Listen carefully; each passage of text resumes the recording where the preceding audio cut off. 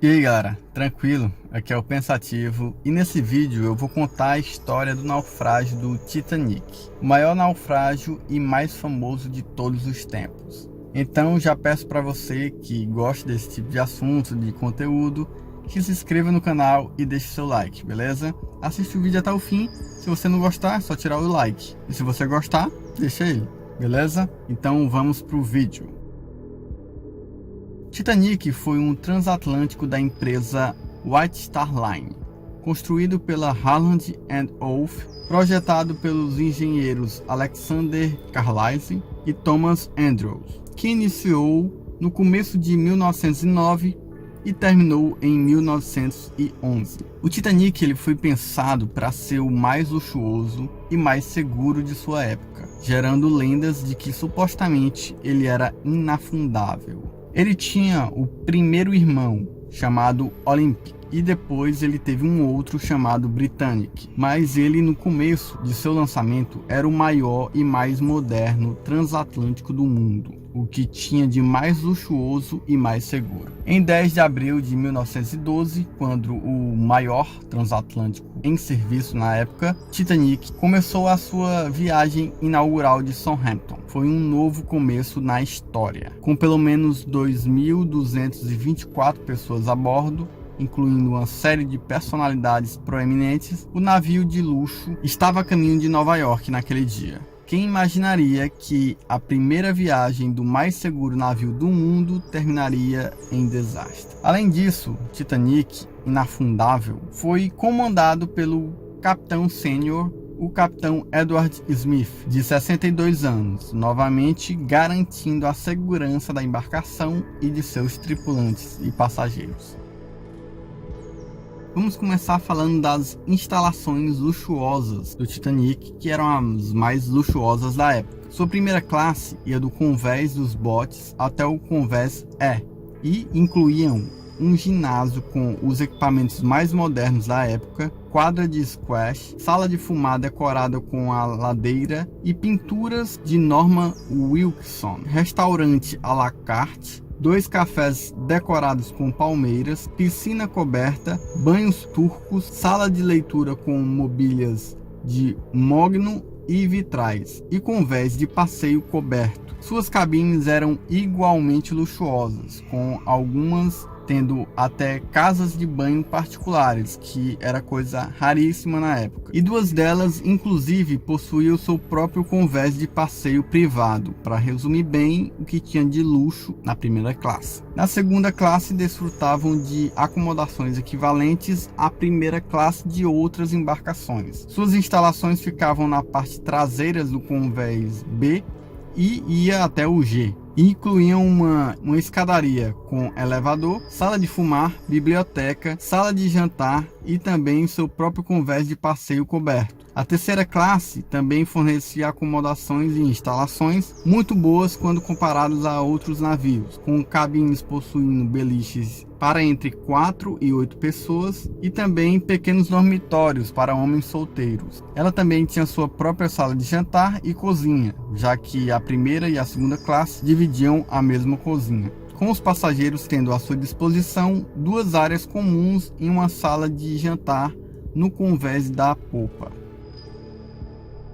Sobre a estrutura agora, o casco do Titanic era dividido em 16 compartimentos estanques. Atravessando esses compartimentos existiam 12 comportas, situadas nos locais onde a passagem era necessária para o bom funcionamento do navio. Essas podiam ser fechadas remotamente e a partir de um interruptor na ponte de comando, ou mesmo automaticamente em caso de acidente. Porém, os compartimentos estanques centrais não iam além do convés E, enquanto os compartimentos da proa e popa chegavam até o convés D. Os projetistas acreditavam que, se 2 compartimentos adjacentes fossem inundados, o navio poderia continuar flutuando normalmente, e o limite era de 4 compartimentos inundados. Os botes ficavam no lado este bordo do convés superior do Titanic. Além disso, o Titanic também tinha um fundo duplo, com 8 bombas d'água capazes de extrair 400 toneladas de água por hora. Todas essas medidas de segurança levaram aos rumores por parte da imprensa de que a embarcação era supostamente inafundável. Todo esse trecho onde que eu falei das instalações, você pode ver no Wikipedia. Então vamos contar a história da viagem do gigante, beleza? Vamos lá. Às 12h15 do dia 10 de abril de 1912, Titanic deixou o porto de Southampton. Em seguida, ele foi para Cherbourg-Octeville, na França. Perdoe aí as pronúncias. Chegando às 16h35, onde desembarcou pouquíssimas pessoas e embarcou muitas mais. Então rumou para Queenstown, na Irlanda, chegando às 11h30 do dia seguinte, onde fez a mesma coisa e daí foi para Nova York, atravessando o Atlântico com 1.316 passageiros e 889 tripulantes. As pessoas diziam que durante a viagem ele estava na velocidade máxima ou próxima disso. Vamos lá. Devido às condições climáticas no Atlântico Norte naquela época, a ameaça de iceberg era alta na região da travessia do Titanic. Relatos revelam que o Titanic recebeu pelo menos 6 mensagens de outras embarcações na área, alertando para o gelo à deriva. Descobriram que o capitão do Titanic falhou em oferecer a devida atenção dos avisos dos icebergs. Quase uma hora antes da colisão, o operador de rádio do Titanic descartou um aviso de iceberg-chave de um navio próximo, Califórnia, uma vez que ele considerou que era uma mensagem não urgente, devido a que o aviso não começou com o prefixo MSG. Sendo assim, ele não passou para o capitão. Como eu disse antes, sobre a velocidade, foi uma das reclamações dos sobreviventes em depoimentos. Tanto que relataram que minutos antes da colisão, ele viajava perto de uma velocidade de 22 nós nas águas do Atlântico Norte.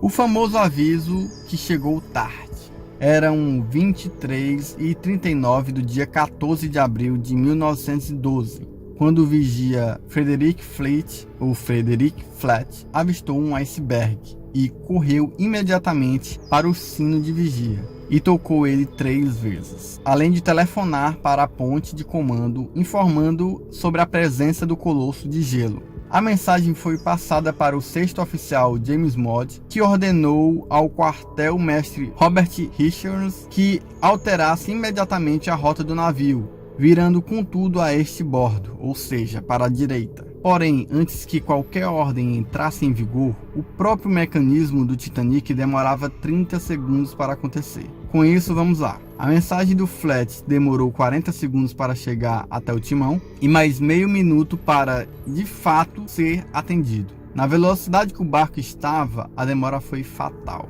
O impacto com o gelo foi brutal e abriu uma enorme fenda no casco de Titanic, abrindo diversos compartimentos do navio, 7 toneladas de água invadindo a embarcação a cada segundo. Eram muito mais além do que as bombas conseguiam retirar. As caldeiras, ainda quentes, poderiam simplesmente explodir caso elas entrassem em contato com a água fria do Atlântico, o que não aconteceu por causa dos carregadores e foguistas que reduziram o fogo e ventilaram a caldeira. Às 0h05 do dia 15 de abril, o capitão Edward Smith ordenou que os botes salva-vidas fossem preparados juntamente com os viajantes. Os camareiros começaram a passar porta em porta tentando acordar os tripulantes, que dormiam em sua grande maioria, porque não tinha sistema interno de comunicação. Os da primeira classe recebiam assistência para se vestir e levar suas malas até o deck. Já os de segunda classe tinham somente suas portas abertas e a instrução de colocarem um colete salva-vidas. Os da terceira eram expressamente avisados que deveriam se dirigir até o convés. Sobre os botes salva-vidas, foi dito que o navio tinha menos botes que o necessário, por causa de estética. Não queriam que o convés parecesse bagunçado, e por isso, pelos botes que tinham, só daria para salvar cerca de 1.200 pessoas, sendo que no navio tinha mais de 2.000. Sem falar que eles usaram menos da capacidade total de cada bote, que fez com que ainda menos pessoas fossem salvas. A duração total do naufrágio do Titanic foi de 2 horas e 40 minutos. E se apenas 4 compartimentos do Titanic enchessem d'água, o navio não afundaria. Porém, 6 deles foram inundados, e o peso das toneladas e toneladas de água empurraram o navio para baixo, fazendo com que a parte da frente levantasse. Alguns dizem que chegou a 90 graus ou próximo disso, mas não se sabe se chegou a tanto.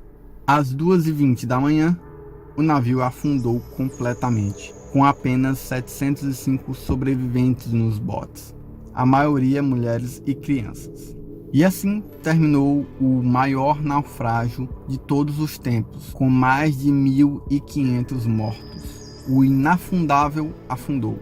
E com isso se levantaram vários e vários mistérios, várias teorias, várias histórias individuais de vítimas e sobreviventes, histórias sobre uma mensagem que o capitão teria dito que nem Deus afundaria o navio, teorias de que o Titanic nunca afundou de verdade e que não foi um iceberg que o afundou. Assuntos para outros vídeos. Se vocês tiverem interesse em qualquer um desses assuntos que eu acabei de levantar, só deixar aí nos comentários. Deixa aí, eu quero que você fale sobre teoria tal, quero que você conte histórias dos sobreviventes, etc. Só deixar aí no comentário. Se gostou do vídeo, deixa o like novamente. Verifica se você já deixou o like, ou se você não deixou, deixa o like agora, beleza? Para vídeos como esse, cara, se inscreve no canal, porque eu tô trazendo cada vez mais vídeos bem editados, bem pesquisados, trazendo histórias que todo mundo quer saber. Então se inscreve aí no canal e dá uma olhada nos outros vídeos que estão aí na tela. Vou ficando por aqui,